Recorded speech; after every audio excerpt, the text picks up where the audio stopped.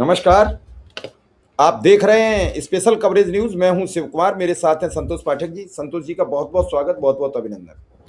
बहुत बहुत धन्यवाद शिव जी। तमाम दर्शकों को नमस्कार। और कहते हैं ना कि एक बड़ा ब्रांड का विज्ञापन है कि डर सबको लगता है, गला सबका सूखता है, और कुर्सी पे अगर बैठ जाए तो कुर्सी जाने का डर सबको सताता रहता है। प्रधानमंत्री जी को नींद नहीं आ रही, आधी रात को फोन घुमाते फिर रहे हैं। और इस बार आधी रात को फोन घुमा के कहाँ घुमा दिया उन्होंने? अयोध्या। अब अयोध्या क्यों आजकल चर्चा में, हम और आप सभी जानते हैं। अब जैसे ही मोदी ने फोन घुमाया अयोध्या, तो लखनऊ बैठे योगी आदित्यनाथ की नींद उड़ गई। अब मोदी जी खुद तो सो नहीं पा रहे, अब योगी आदित्यनाथ की भी नींद उड़ा दी उन्होंने। तो क्या चल रहा है अयोध्या में, और एसआईटी और यूपी पुलिस क्या कर रही है, कितने नोट बरामद हो गए हैं, डॉलर बरामद हो गया है। सबसे बड़ा मगरमच्छ, मैं बड़ी मछली की बात नहीं कर रहा हूं शिव जी, सबसे बड़ा मगरमच्छ कब गिरफ्तार होगा? और तलवार लटक रही है, अगले कुछ दिनों में बड़ी गिरफ्तारी होनी है। सवाल ये उठ रहा है कि भैया योगी की पुलिस उठाएगी या मोदी की सीबीआई उठाएगी? और ये देखिए आधी रात को मोदी साहब जो है फोन मिलाते घूम रहे हैं, 1:30 बजे 2-2 बजे रात तक। और ऐसा नहीं है कि ये इसलिए घूम गए हैं क्योंकि इनको राम जी की पड़ी है। अरे पता तो सबको 1.5-2 साल से था। दिक्कत है कि कुर्सी के पाये हिलने लगे हैं। उनके जो चारों पाये जो है ना, जो हम लोगों के उस पे बुनियाद पे टिके हुए हैं, हिंदुओं की बुनियाद पे टिके हुए हैं, वो पाये हिलने लगे हैं। तो इस स्टोरी में हम दर्शकों को बताएंगे कि किसको मिलाया मोदी ने फोन आधी रात को, और कैसे लखनऊ तक में हलचल मच गई, और क्यों अब साफ साफ ये लग रहा है कि चंपत राय, अनिल मिश्रा और गोपाल राव हो गए गिरफ्तार। आरएसएस की जो बड़ी बैठक कर्नाटक के बेलगावी में होने जा रही है, उससे पहले गिरफ्तार होंगे। और शायद मोदी साहब जो विदेश जाने वाले हैं, उससे भी पहले गिरफ्तार हो जाएंगे। 3 तारीख आज है, 3 जुलाई है, 72 घंटे 6 जुलाई होने में बाकी है। इन 72 घंटों में क्या क्या होगा, ये बड़ी स्टोरी लेकर आए हैं। हमेशा की तरह शुरुआत शिव जी अपने शानदार अंदाज में करेंगे, और बाकायदा ये देखिए ग्राफिक्स भी हम आपको दिखा रहे हैं कि चंपत, अनिल, गोपाल राय होंगे गिरफ्तार। अब मंदिर के असली चोर है या नहीं, ये तो जांच में पता लगेगा, लेकिन शुरुआती लक्षण तो बता रहे हैं कि गड़बड़ तो है। अब वो गड़बड़ क्या है, कौन गिरफ्तार करेंगे, कैसे गिरफ्तारी होगी, ये हम एक एक करके तथ्यों को आपके सामने रखेंगे। यहाँ दिल्ली में सीबीआई तैयार है, बस आदेश का इंतजार किया जा रहा है। अनऑफिशियली वो जो फिल्म आपने देखी होगी ना, वो कौन सी फिल्म थी, अजय देवगन की एक फिल्म थी जिसमें वो पुलिस अफसर बने थे, तो वो एसएचओ कहता है जी जी सब तैयार है, उस सादे कागज पे लिखा हुआ, बस फेयर नहीं किया हमने। तो सीबीआई का भी सब कुछ तैयार है, जैसे ही आदेश आएगा उसको फेयर करेंगे और फिर इसको गिरफ्तार कर लेंगे। अब उससे पहले योगी जी जाग जाए, योगी जी की पुलिस जाग जाए तो बात और है। हालांकि योगी जी के जो इर्द गिर्द अधिकारी है, उनमें से भी कई प्रमोट होकर दिल्ली आने वाले हैं, तो हो सकता है कि वो ना बताए, या हो सकता है कि वो छुपा ले, या हो सकता है कि अखबारों की कटिंग की जो फाइल जाती है उसमें से वो 1-2 पेज हटा दिए जाए। ये बड़ी दिलचस्प सी स्थिति बन गई है। उससे जुड़े तथ्यों को रखेंगे, और हमेशा की तरह शुरुआत जो है वो शिव जी अपने शानदार अंदाज में करेंगे। जी शिव जी। असल में हुआ क्या है कि मंदिर की जो चोरी है वो केवल अब भारत तक सीमित नहीं है, पूरे विश्व तक इसकी हलचल मची हुई है। विश्व के हर देश में भारतीय हैं और हर देश से भारत को चंदा मिला था, दान मिला था। और आपको तो ये पता होगा, उस समय कई लोगों की दुकानें चल गई थी, लोगों ने रसीद छपवा ली थी और चावल पीले करा लिए थे, गली गली निकल पड़ते थे। किसी भी धर्म, जाति, संप्रदाय के लोग के दरवाजे पर जाते थे तो 50 रुपया, 51 रुपया, 101 रुपया, 501 रुपया हर नागरिक दे रहा था। उसे न मुसलमान से मतलब था, न सिख से मतलब था, न ईसाई से मतलब था, न हिंदू से मतलब। अब लोग पूछना चाहते हैं, जानना चाहते हैं कि भैया कितनी चोरी है। मोदी जी इसलिए फंस गए हैं कि एक ही धर्म का ये सवाल नहीं है चंदा चोरी। चंदा सभी धर्मों के लोग ने दिया, दान सभी धर्मों के लोग ने दिया है। तो वो सोच रहे हैं कहीं ऐसा ना हो सारे धर्म विद्रोह कर दें। आज जो भाजपा जिस जगह तक पहुंची है उसमें कई लोगों का योगदान है और मोदी का अपार योगदान है। तो मोदी इस जुगाड़ में भी है कि भाजपा ने जो किया है क्या वो हम साथ लेके जाएं। कई कई बार आपने देखा है कि घर में एक ऐसा व्यक्ति आ जाता है, यशी होता है, उसका यश होता है, परिवार ऊंचाइयां छूता है, और जब वो जाता है तो उसके बाद उस परिवार का नेस्तनाबूद कर जाता है। मुझको लगता है यही मोदी जी भी साबित करेंगे। भाजपा ऐसा कई बार झेल चुकी है। उत्तर प्रदेश में पहला उसने झेला जब कल्याण सिंह को पार्टी से बाहर किया। उसके बाद जब अटल बिहारी वाजपेयी को भाजपा ने बाहर किया तो झेला। दोबारा आडवाणी 2 चुनाव लड़ लिए, वापस नहीं कर पाए। अब नरेंद्र मोदी की बारी है, देखते हैं क्या प्रतीक्षा होगी। लेकिन क्या अब जो रात, आधी रात को भी प्रधानमंत्री को अगर नींद नहीं आ रही है तो क्या माना जाएगा? घबराहट ज्यादा है, बेचैनी ज्यादा है। फोन करते हैं वो एक नेता को अयोध्या और कहते हैं गिरफ्तारी तो होगी, तुम चिंता मत करो। वही ये नेता हैं जिन्हें दिल्ली से अयोध्या भेज दिया गया। अयोध्या भेजने के बाद इनकी कोई बात सुन नहीं रहा था। मंदिर में जा रहे थे तो बेटे से भी पास मांग लिया जा रहा था। पूरा मामला क्या है संतोष जी? अब बस इंतजार मत कराइए, दर्शकों को बता दीजिए। शिव जी, नरेंद्र मोदी को एक क्रेडिट तो देना पड़ेगा। मोदी और शाह की जोड़ी ने इस देश की पॉलिटिक्स को हिंदू सेंट्रिक बना दिया। ये क्रेडिट तो उनको देना पड़ेगा, लेकिन ये हिंदू सेंट्रिक पॉलिटिक्स बनाना ही अब उनको भारी पड़ता जा रहा है। क्यों? क्योंकि अब ये उसी चपेट में आ गए। इस देश में एक दौर था शिव जी, जब नेताओं में सेकुलर नेता बनने की होड़ लगी हुई थी। अब जो है वो हिंदूवादी नेता बनने की होड़ लगी हुई है। एक तरफ है प्रधानमंत्री नरेंद्र मोदी, जो 2001-2 के बाद अपने आप को हिंदूवादी नेता के रूप में स्थापित करते रहे, हिंदुओं के नेता के रूप में लंबे समय तक गुजरात में राज किया। फिर 12 के बाद टोपी नहीं पहनी तो वो राष्ट्रवादी मतलब राष्ट्रीय स्तर के हिंदूवादी नेता हो गए और 14 से लेकर अब तक देश के प्रधानमंत्री बने हुए हैं। और अब उन्हें लग रहा है कि जो हिंदू सेंट्रिक पॉलिटिक्स है वो हिल रहा है, तो घबरा रहे हैं। नींद नहीं आ रही तो आधी रात को फोन मिला दे रहे हैं। दूसरी तरफ है योगी आदित्यनाथ। भगवा वस्त्र तो था उनके पास, लेकिन मुख्यमंत्री बनने के बाद उनकी भी छवि बड़ी हुई है। पूरे देश में रैलियों में जाते हैं, हिंदूवादी नेता की छवि बन गई है। लेकिन उनको पता है प्रधानमंत्री पे बैठ के पद पर बैठना है तो थोड़ा सा मोड़, ये दिल मांगे मोर वाली बात है, और ज्यादा करना पड़ेगा। इस बीच में अयोध्या वाला मामला आ गया। अब अयोध्या वाला मामला दोनों के लिए टेस्ट केस है कि दोनों में से कौन बड़ा हिंदू नेता बनेगा। ये बिल्कुल 1990 की तरह का वाक्य आ गया, जब ये रेस शुरू हो गई थी कि कौन बड़ा सेकुलर नेता बनेगा। केंद्र में वीपी सिंह प्रधानमंत्री थे, बिहार में लालू यादव मुख्यमंत्री, उत्तर प्रदेश में मुलायम सिंह यादव मुख्यमंत्री। वीपी सिंह पसंद नहीं करते थे लालू यादव को, तीनों एक ही राजनीतिक दल जनता दल में शामिल थे। लाल कृष्ण आडवाणी इन तीनों की सरकार को समर्थन दे रहे थे, मतलब उनकी बीजेपी के समर्थन पर ही वीपी सिंह की सरकार भी टिकी हुई थी। तो लाल कृष्ण आडवाणी एक रथ यात्रा ले जाते हैं। अब रथ यात्रा जैसे ही निकलती है वीपी सिंह के हाथ में मौका आ जाता है। वीपी सिंह कहते हैं मुलायम सिंह यादव को तैयार रहना। पूछते क्यों? जैसे ही आडवाणी घुसे यूपी में, घुसते ही गिरफ्तार कर लेना। अब लालू यादव पहले केंद्र की पॉलिटिक्स में रह चुके थे, सांसद वांसद रहे हुए थे, तो उनकी सेटिंग गेटिंग थोड़ी सी ज्यादा थी। उनको खबर मिल गई कि वीपी सिंह खेल कर रहा है उनके साथ। जैसे ही उनको ये खबर मिली, तुरंत उन्होंने लाल कृष्ण आडवाणी को 23 अक्टूबर 1990 को गिरफ्तार कर दिया। अब वीपी सिंह का प्लान फेल, मुलायम सिंह यादव का प्लान फेल। तो इसके एक सप्ताह बाद, ठीक एक सप्ताह बाद जो है, मुलायम सिंह यादव ने उत्तर प्रदेश में कार सेवकों पर गोली चला दी। क्यों? क्योंकि उनको लालू यादव से बड़ा सेकुलर नेता बनना था। इस बीच भारतीय जनता पार्टी ने वीपी सिंह की सरकार से समर्थन विड्रॉ कर लिया। तब विड्रॉ नहीं किया था शिव जी जब कश्मीरी पंडितों को निकाला जा रहा था और वहां पे राज्यपाल जगमोहन थे, राष्ट्रपति शासन लगा हुआ था, और केंद्र में जनता दल के नेता ये महबूबा मुफ्ती के जो पिता थे वो गृह मंत्री थे। हिंदुओं को जब मारा काटा जा रहा था तब नहीं लिया लाल कृष्ण आडवाणी ने समर्थन वापस, तब लिया जब उनको गिरफ्तार कर लिया गया। तो इन तमाम चीजों में, और मैं फिर कहता हूं, विध्वंस की राजनीति लंबे समय तक नहीं चलती है। एक गिरफ्तारी करके लालू यादव सेकुलरिज्म के पुरोधा बन गए। लगातार 15 साल तक उन्होंने बिहार पर राज किया। अगर अपने ही करीबी नीतीश कुमार को वो सहेज के रखे रहते तो शायद 2005 में भी सत्ता से उनकी विदाई ना होती। वहीं मुलायम सिंह यादव, जिनको लग रहा था कि गोली चलाकर वो बड़े नेता बन जाएंगे, वो लगातार 15 साल तो क्या, मुझे नहीं लगता कि लगातार 5 साल भी वो उसके बाद उत्तर प्रदेश के मुख्यमंत्री बने रह पाए होंगे। आते थे जाते थे, आते थे जाते थे। कार्यकाल पूरा उनके बेटे अखिलेश यादव ने जरूर किया, जिनके दामन पर इस तरह का कोई दाग नहीं था। उसी तरह की रेस अब शुरू हो गई है, जहां योगी आदित्यनाथ अभी वेट एंड वॉच की स्थिति में है। वो आरएसएस को भी दबाना चाहते हैं, वो बीजेपी को भी दबाना चाहते हैं, इसलिए एसआईटी की जांच की रफ्तार थोड़ी सी धीमी है। पहले उन्होंने कहा था 15 दिन में दूध का दूध पानी हो जाएगा, नहीं हो पाया दूध का दूध और पानी का पानी। फिर 15 दिन एक्सटेंड कर दिया, 15 जुलाई तक बढ़ा दिया।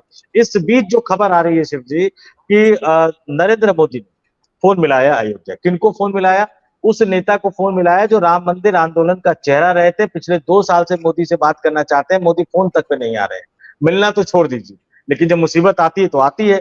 जिन विनय कटियार साहब को दिल्ली से निर्वासित करके अयोध्या भेज दिया गया था, और वो जो पास मांगा गया था शिव जी, सिर्फ उनके बेटे से नहीं, बेटा विनय कटियार के साथ था। गोपाल राव ने विनय कटियार से पास पूछा था कि पास है आपके पास। इतना ज्यादा अपमानजनक नहीं हो सकता कि परिवार आपके साथ हो। भाई परिवार तो गर्व करता था उनपे कि हमारे पिताजी राम मंदिर के लिए लड़े, देखो ये भव्य राम मंदिर बन गया है। अब वही व्यक्ति जाए तो कहेगा, अरे पिताजी आपने इसके लिए लड़ाई लड़ी थी क्या? ये कौन आदमी है यहाँ पर? और बड़ा विनय कटियार ने तो बाद में बड़ा अजीब सा शब्द यूज किया, कलुआ करके कुछ शब्द यूज किया था। क्या प्रधानमंत्री ने उनको फोन किया? विनय कटियार ने खुद इस बात का खुलासा किया कि रात के 1:30-2 बजे के आसपास, और मैं जरा इसको दर्शकों को दिखा भी देता हूं, ये स्क्रीन पर देख लीजिए, दैनिक भास्कर की खबर है। और दैनिक भास्कर की खबर बता रही है कि बोले विनय कटियार बोले चंपत राय, अनिल मिश्रा जेल जा सकते हैं। राम मंदिर चोरी पर रात 2 बजे मोदी से बात हुई, अब सब कुछ ठीक हो जाएगा। यानी ये उनकी गिरफ्तारी की बात कर रहे हैं। मैं मोटे तौर पर जरा दर्शकों को बता दूं कि विनय कटियार ने एक न्यूज एजेंसी से बात की है, और उसमें उन्होंने कहा कि रात 1:30-2 बजे प्रधानमंत्री का फोन आया, उन्होंने पूछा क्या चल रहा है, तो उन्होंने कहा कि नहीं सब ठीक हो जाएगा। उसके बाद विनय कटियार जोड़ रहे हैं कि लेकिन ये जो था कि चंपत राय, अनिल मिश्रा, गोपाल राव, मुझे पता लगा कि भैया ये बड़े जिम्मेदार है, किसी वजह से ये बच गए, मतलब वो साफ इशारा कर रहे हैं कि किसी वजह से बच गए हैं, लेकिन अब नहीं बचेंगे, ये गिरफ्तार होंगे, ये तय है। ये विनय कटियार का दावा है। और इस बीच एसआईटी ने अपनी जांच को कैसे आगे बढ़ा दिया शिव जी, ये भी दर्शकों के लिए जानना बहुत जरूरी है। ये आज तक की खबर है, स्क्रीन पर देख लीजिए। ऐसा नहीं कि योगी जी भी दायरा बढ़ा रहे हैं ताकि जब फंदा कसे तो अदालत से जमानत तक ना मिले इनको। ये आज तक की खबर देख लीजिए। अब राम मंदिर में वीआईपी दर्शन के नाम पर श्रद्धालुओं से 25,000 की वसूली का खुलासा, देते थे विशेष सुविधा। विनय कटियार से पास मांगोगे और वीआईपी पास बेचोगे 20 से 25,000 रुपए, और कहां कहां सेटिंग थी जरा देख लीजिए। राम मंदिर में वीआईपी दर्शन के नाम पर वसूली का बड़ा मामला एसआईटी जांच में सामने आया है। जांच के अनुसार श्रद्धालुओं से 20 से 25,000 रुपए लेकर विशेष दर्शन कराए जाने, होटलों के जरिए संपर्क बनाने, वीआईपी पास दिलाने जैसी बातें भी सामने आई है। इस खेल में कई लोगों के नाम सामने आए हैं जिनकी जांच शुरू कर दी गई है। तो ये मामला कितना आगे बढ़ता हुआ नजर आ रहा है शिव जी, उसका अंदाजा लगा लीजिए। और इससे ये पता लग रहा है कि एसआईटी भी जांच कर रही है, लेकिन स्पीड थोड़ी सी स्लो है। और इस बीच मेरे पास जो खबर आई है शिव जी, चूंकि मोदी के लिए ये मौका बहुत बड़ा है, प्रधानमंत्री का पद दांव पर लगा हुआ है। इस बात की कोशिश वो कर रहे हैं कि जैसे ही अदालत खुले, क्योंकि अदालत खुले उसके बाद सुप्रीम कोर्ट के हवाले से जो है कुछ ना कुछ करके गोल मट्टा करके सीबीआई जांच का आदेश पारित करवा लिया जाए। क्यों? क्योंकि तब योगी सिफारिश करे या ना करे, सुप्रीम कोर्ट के आदेश के आधार पर सीबीआई की टीम तुरंत तैयार रहेगी और अयोध्या जाएगी, लखनऊ जाएगी, मामले को अपने हाथ में लेगी, एफआईआर दर्ज करेगी और इन तीनों दिग्गज बड़े नेताओं को गिरफ्तार। फिर हिंदू धर्म के पुरोधा कौन बन जाएंगे? गोदी मीडिया हमें क्या बताएगा, क्या कहेगा? देखो मोदी ने बिल्कुल भगवान राम के लिए सब कुछ दांव पे लगा दिया, उत्तर प्रदेश की सरकार दांव पे लगा दी, विश्व हिंदू परिषद को नाराज कर दिया, राष्ट्रीय स्वयंसेवक संघ को नाराज कर दिया, लेकिन इन बड़े नेताओं को गिरफ्तार कर लिया। इसलिए मैं कह रहा हूं योगी आदित्यनाथ के हाथ से समय फिसलता जा रहा है। हर गुजरता हुआ घंटा उनके लिए भारी पड़ता हुआ नजर आ रहा है। ये तीनों गिरफ्तार तो होंगे शिव जी, तय। ये मैं फिर कह रहा हूं कि ये तीनों गिरफ्तार तो होंगे, लेकिन जो इनको गिरफ्तार करेगा वो हिंदुओं का बड़ा नेता बन जाएगा। अब देखना यह है कि योगी आदित्यनाथ की पुलिस गिरफ्तार करती है या फिर नरेंद्र मोदी की सीबीआई गिरफ्तार करती है। इसके लिए हमें थोड़ा सा इस मामले में इंतजार करना पड़ेगा शिव जी। अब इंतजार तो हो ही रहा है, इंतजार के अलावा और कर क्या पा रहे हैं? जो हम समझ पा रहे हैं वो यही है कि सच्चाई निकल के सामने आए। सभी लोगों की अभी निगाह सिर्फ और सिर्फ इसी बात पे टिकी हुई है कि आखिर हो क्या रहा है। अब तक के जो सभी सपने हैं, जो सभी व्यवस्थाएं हैं, बातें हैं, पूरा देश जानना चाहता है कि आखिर क्या कर रहे हैं प्रधानमंत्री मोदी।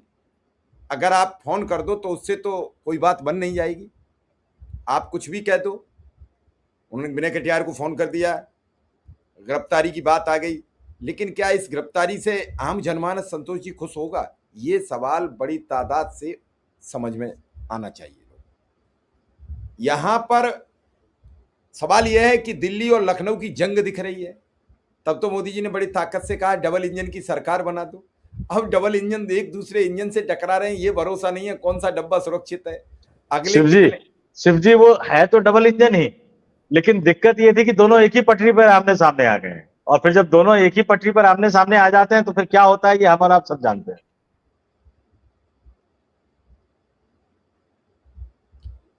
अब देखते हैं क्या होगा, क्योंकि अब तक जो पोजीशन है वो बड़ी विकराल भूमिका में है संतोष जी।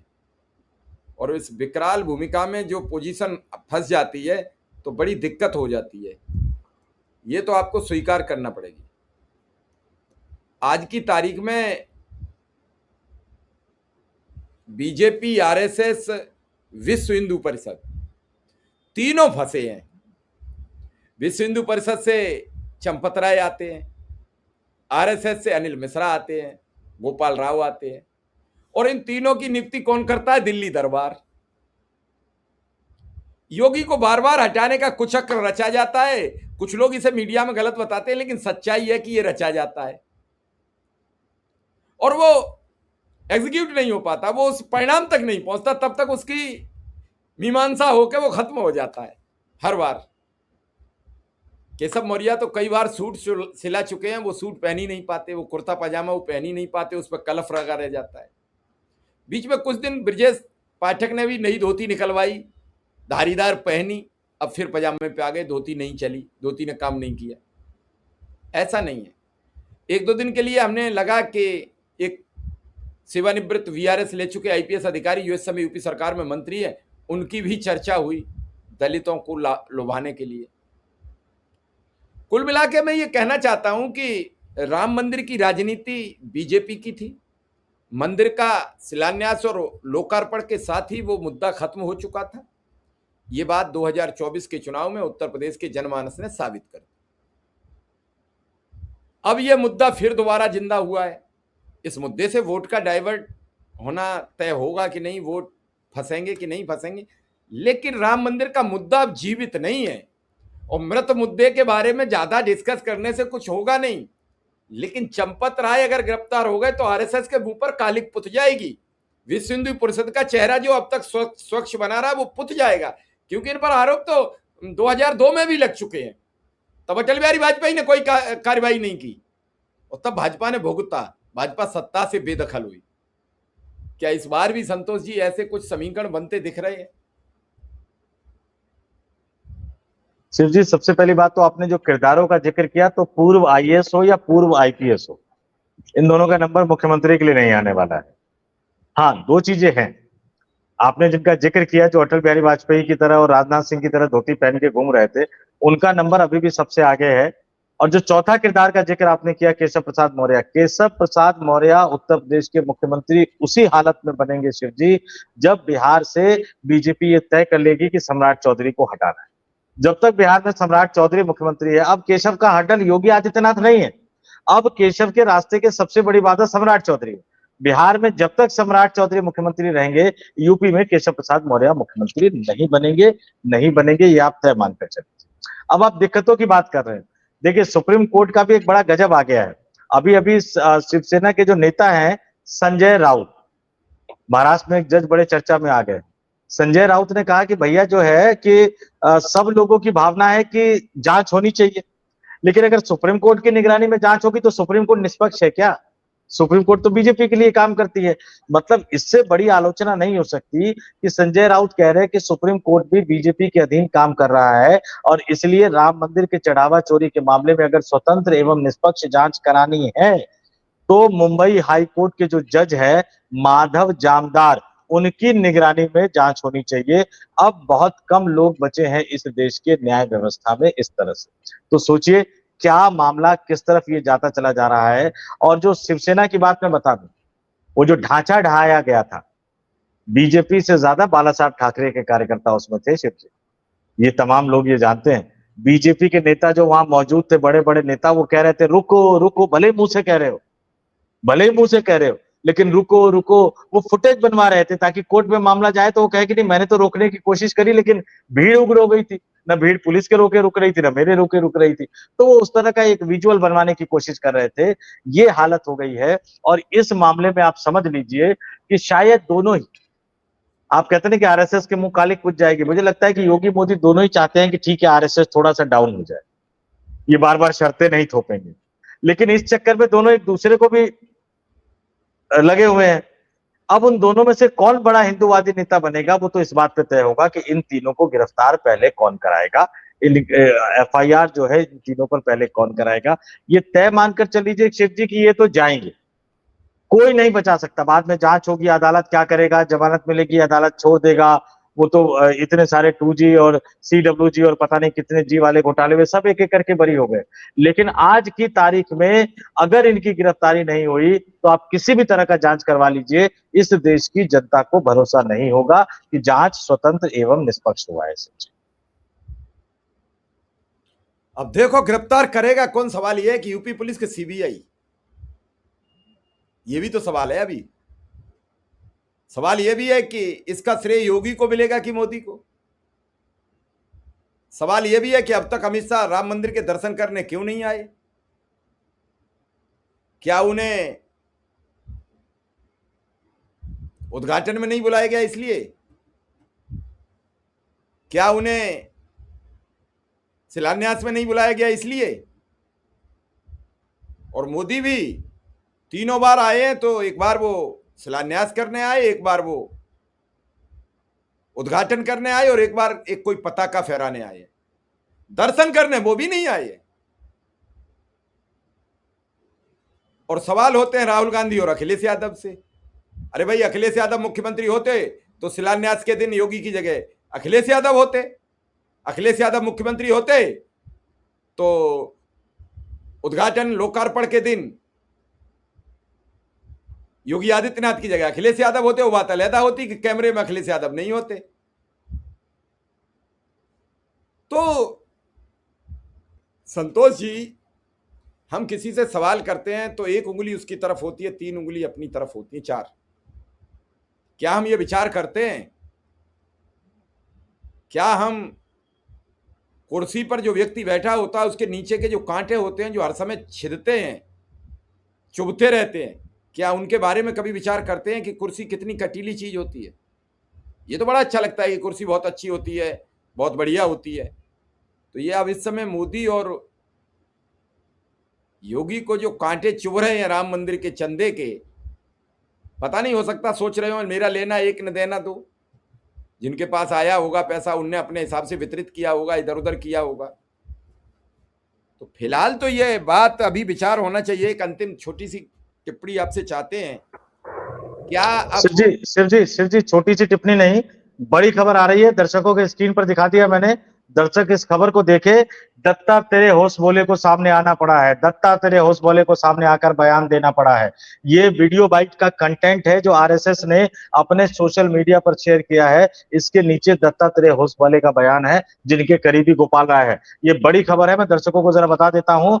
ये RSS का जो सोशल मीडिया पर लिखा गया है, अब से थोड़ी देर पहले राष्ट्रीय स्वयंसेवक संघ के सर कार्यवाह दत्ता तेरे होश बाले द्वारा जारी किया गया वक्तव्य। और क्या कह रहे हैं RSS के नंबर 2 भावी सरसंचालक, श्री राम जन्मभूमि पर निर्मित भव्य मंदिर पीढ़ियों के संघर्ष और करोड़ों राम भक्तों के समर्पण, त्याग एवं बलिदान के कारण संपूर्ण हिंदू समाज के लिए श्रद्धा, आस्था और भक्ति का केंद्र बना है। अयोध्या में श्री रामलला मंदिर में रखे हुए दान पात्रों में जमा राशि की चोरी की दुर्भाग्यपूर्ण घटना से समूचे समाज और राम भक्तों की भावना एवं श्रद्धा को आघात पहुंचा है तथा इस घटना से हम सभी आहत है। श्री राम जन्मभूमि तीर्थ क्षेत्र न्यास के आग्रह पूर्वक निवेदन पर उत्तर प्रदेश सरकार ने विशेष जांच दल का गठन कर उनकी अनुशंसा पर कानूनी कार्रवाई प्रारंभ की है। जांच में जो भी दोषी पाए जाएंगे उन्हें कठोर दंड हो, यह सुनिश्चित करना आवश्यक है।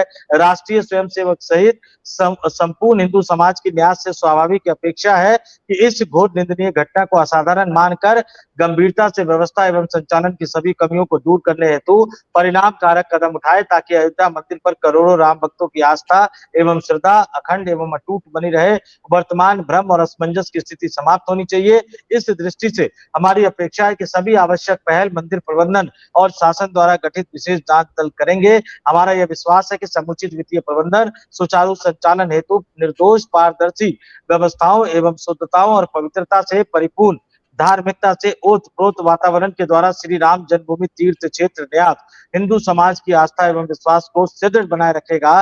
राष्ट्रीय स्वयंसेवक संघ संपूर्ण हिंदू समाज से भी आह्वान करता है कि इस कठिन क्षण में वह आवश्यक धैर्य और संयम का परिचय दे तथा इस दुर्भाग्यपूर्ण घटना का लाभ उठाकर हिंदू विरोधी, राष्ट्र विरोधी शक्तियों के हिंदू धर्म एवं समाज को बदनाम करने के षड्यंत्रों को विफल करे। इसमें सिर्फ एक लाइन काम की है कि जांच में जो भी दोषी पाए जाएंगे उन्हें उन्हें कठोर दंड हो यह सुनिश्चित करना आवश्यक है। यानी योगी आदित्यनाथ के पाले में गेंद डाल दी है। पहले विश्व हिंदू परिषद डाल रहा था, अब राष्ट्रीय स्वयंसेवक संघ ने डाल दिया है। अब भी अगर योगी आदित्यनाथ नहीं जगे शिव जी, तो फिर उनकी राजनीति का क्या होगा, इस बात का अंदाजा लगा लीजिए। ये सब उसी दिशा की तरफ बढ़ रहा है कि योगी की पुलिस ने अगर एफआईआर दर्ज करके अगले कुछ दिनों में गिरफ्तार नहीं किया, तो फिर एंट्री होगी मोदी की, और फिर योगी की राजनीति का क्या होगा, ये हम और आप अंदाजा नहीं लगा सकते हैं। चलिए मैं वक्तव्य वो पूरा वीडियो सुनवा देता हूं सीधा क्या कहा है। विशेष दल का श्री राम जन्मभूमि पर निर्मित भव्य मंदिर पीढ़ियों के संघर्ष और करोड़ों राम भक्तों के समर्पण, त्याग एवं बलिदान के कारण संपूर्ण हिंदू समाज के लिए श्रद्धा, आस्था और भक्ति का केंद्र बना है। अयोध्या में श्री रामलला मंदिर में रखे हुए दान पात्रों में जमा राशि की चोरी की दुर्भाग्यपूर्ण घटना से समूचे समाज और राम भक्तों को भावना एवं श्रद्धा को आघात पहुंचा है तथा इस घटना से हम सभी आहत हैं। श्री राम जन्मभूमि तीर्थ क्षेत्र न्यास के आग्रह पूर्वक निवेदन पर उत्तर प्रदेश सरकार ने विशेष जांच दल का गठन कर उसकी अनुशंसा पर कानूनी प्रक्रिया प्रारंभ की है। जांच में जो भी दोषी पाए जाएंगे उन्हें कठोर दंड हो यह सुनिश्चित करना आवश्यक है। राष्ट्रीय स्वयंसेवक संघ सहित संपूर्ण हिंदू समाज की न्यास से स्वाभाविक ही अपेक्षा है कि इस घोर निंदनीय घटना को असाधारण मानकर गंभीरता से व्यवस्था एवं संचालन की सभी कमियों को दूर करने हेतु परिणामकारक कदम उठाए ताकि अयोध्या मंदिर पर करोड़ों राम भक्तों की आस्था व श्रद्धा अखंड एवं अटूट बनी रहे। वर्तमान भ्रम और असमंजस की स्थिति समाप्त होनी ही चाहिए। इस दृष्टि से हमारी अपेक्षा है कि सभी आवश्यक पहल मंदिर प्रबंधन और शासन द्वारा गठित विशेष जांच दल करेंगे। हमारा यह विश्वास है कि समुचित वित्तीय प्रबंधन, सुचारू संचालन हेतु निर्दोष, पारदर्शी व्यवस्थाओं एवं शुद्धता और पवित्रता से परिपूर्ण, धार्मिकता से ओतप्रोत वातावरण के द्वारा श्री राम जन्मभूमि तीर्थ क्षेत्र न्यास हिंदू समाज की आस्था एवं विश्वास को सुदृढ़ बनाए रखेगा।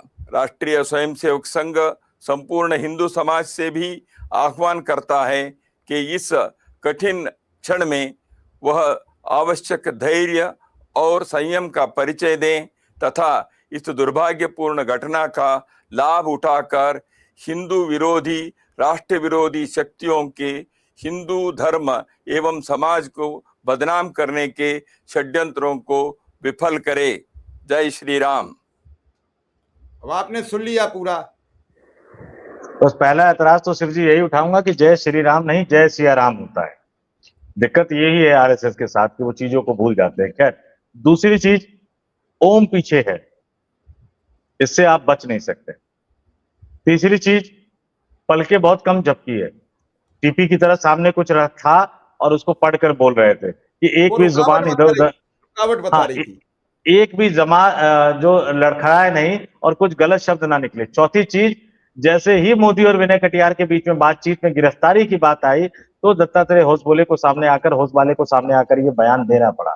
पांचवी चीज, हमारी जो स्टोरी थी शिव जी 180 का सर्वे, उस पर भी एक तरह से मुहर लग गई है जब आरएसएस सामने आकर कह रहा है कि नहीं, हिंदू भाइयों बहनों भटकना मत, इधर उधर मत जाना, हमारे साथ बने रहना, भरोसा करना, ठीक है गलती हो गई है उसको ठीक कर लेंगे। इसका मतलब है कि सर्वे सही है, इनकी सत्ता जाने वाली थी, वो डर इन पे, एक तो सत्ता की विदाई का डर। अब लोग कहेंगे आरएसएस कौन सी सत्ता में बैठा हुआ है, अरे भाई साहब सारे सुख सुविधा भोग रहे हैं, कह रहे कौन सी सत्ता में बैठा हुआ है। और दूसरा, इनके लोगों की गिरफ्तारी का डर। गोपाल राव गिरफ्तार होंगे तो क्या जांच के दायरे में दत्तात्रेय होसवाले नहीं आएंगे? ऐसे मेरे मन में एक सवाल उठा है। अगर अनिल मिश्रा और चंपत राय गिरफ्तार होंगे तो क्या आरएसएस तक जांच की आंच नहीं पहुंचेगी? ऐसे ही मेरे मन में सवाल उठाई। दर्शकों से कहूंगा कमेंट करके जरूर बताएं, ये जो दत्तात्रेय होसबोले के चेहरे पे जो घबराहट आ रही थी ना, फेस रीडिंग इसको कहते हैं, चेहरे को ढंग से पढ़ना शुरू कीजिए, किस तरह का तनाव है। विनय कटियार के एक बयान ने दत्तात्रेय होसबोले को अपने बिल से निकलने को मजबूर कर दिया है। आने वाले दिनों में बहुत जल्द मोहन भागवत में निकलेंगे, सब निकलेंगे ये सब, क्योंकि जितने चंटू मंटू पिंटू टिंटू सब जो ये लोग भर के रखे हुए ना, भ्रष्टाचारी और करप्ट लोग, शराबी लोग, वो इन लोगों की पसंद है, अपनी जिम्मेदारी से मुक्त नहीं हो सकते। हिंदुओं के साथ इतना बड़ा धोखा करके आप कहोगे कि हिंदू उनके झांसे में ना आए? क्या दिया आपने हिंदुओं को, क्या किया आपने हिंदुओं के लिए? एक मंदिर आपको बना के सौंप दिया गया था, वो एक मंदिर तक ढंग से नहीं चला पाए। पता नहीं देश कैसे चल रहा है, वो तो हम और आप 12 साल से देख ही रहे हैं कि आपके स्वयंसेवक ना मंदिर चला पा रहे हैं ना देश चला पा रहे हैं। फिर आप कहते हो विश्वगुरु बनना है। अब कैसे विश्वगुरु बनना है तो जनता सोच ले। चलिए इसे छोड़ देते हैं, जनता पर ही सवाल छोड़ देते हैं, जनता जवाब देगी। हमारा तो तथ्य और प्रूफ हमने सब बता दिए हैं, अब जनता जाने, जनता का दिल जाने। फिलहाल इस खबर को यहीं विराम देंगे। बहुत बहुत आभार, बहुत बहुत धन्यवाद। बहुत बहुत धन्यवाद।